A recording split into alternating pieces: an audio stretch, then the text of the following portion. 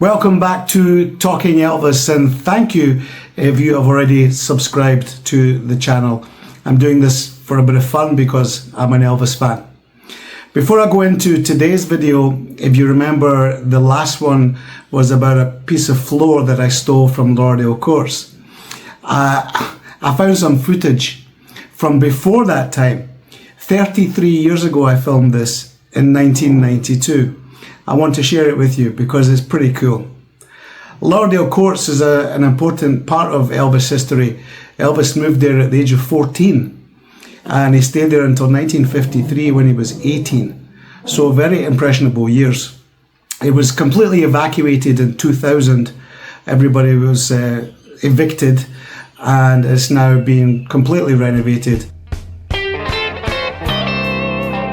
We would drive the car around all the accessible parts of Lauderdalecourts looking for 185. I said in my last video that we never did find it, but we clearly walked around and did indeed find it. There it is, 185. We love Elvis.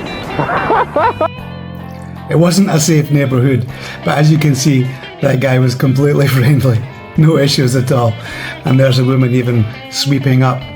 We made it into the stairwell.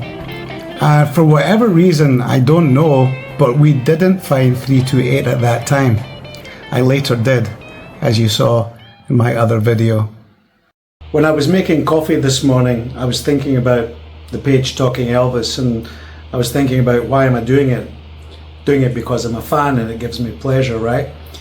But actually, I'm also doing it to document some of the things that I've experienced as an Elvis fan, because I've been very fortunate in many ways. I've had a lot of fun as an Elvis fan. It's given me immense pleasure. And there's so many things that I have forgotten about.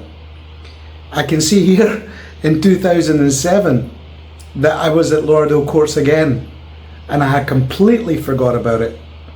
You can see my son in the kitchen and you can see us walking into Elvis's bedroom. Today's theft happened in 2010, where my son and I, we got the opportunity to visit the Tennessee Karate Institute. I'm the king of the jungle, they call me Tiger. Although the Memphian cinema was Elvis's favourite in Midtown Memphis, there was others that he would frequent, Malco theatres, and also this one, the Crosstown. In the black and white photographs, note the windows at the right hand side.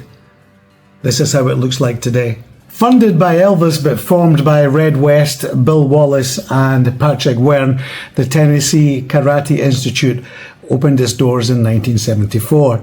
As part of his plan to make a movie called The New Gladiators, we have footage of Elvis in September of '74, 36 years before I got there. One of the most exciting things to do when you go to an Elvis site is to do photo lineups. Although the Tennessee Karate Institute has changed quite a lot since 1974, I was still able to line up some photos. Of course, the first thing I was looking for was the mirror. It's not there anymore. Most of the wall's been taken away. So when we were standing in the middle of the floor, I'm looking around, and I see the door, and I see the wall. But it's not a wall, it's lockers. The picture is from a different angle, but you can clearly see the door, which appears to have been changed. But the lockers are the same. They just have a couple of mirrors on them now. But if you look at the handle on the door, it's the same. You can see here that I'm standing exactly where Elvis is working out. It's just that the wall is gone. We saw this karate footage for the first time in 1981 in the movie This Is Elvis. Remember when he comes in and there's a Coca-Cola machine? Amazingly, it's still there, the exact same machine. So what about the floor? The floor is white, but in my photographs it's clearly black. If you look at the floor when Elvis is on it, it's white, but there's bits of black on it as well, like black lines. So I asked the question to one of the people that were there, that were working there, seemed to be a member of staff. I said, what happened to the floor? And they said, oh, we just pulled it up. And I'm like, okay.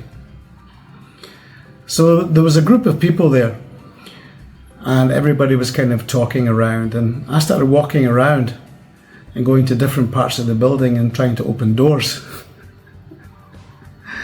There was a few doors here and there. I tried to open them, and mostly they were locked, except this one that I did open. And inside was the floor.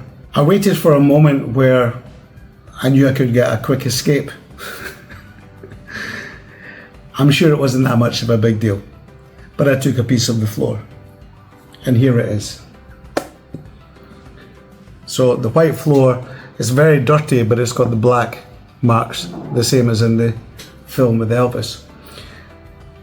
Wayne Carman was there that day, along with Big Al Holcomb, who sadly I believe has passed away now. So I said, hey, sign this for me, will you? Before I left though, there was just one more thing I had to do.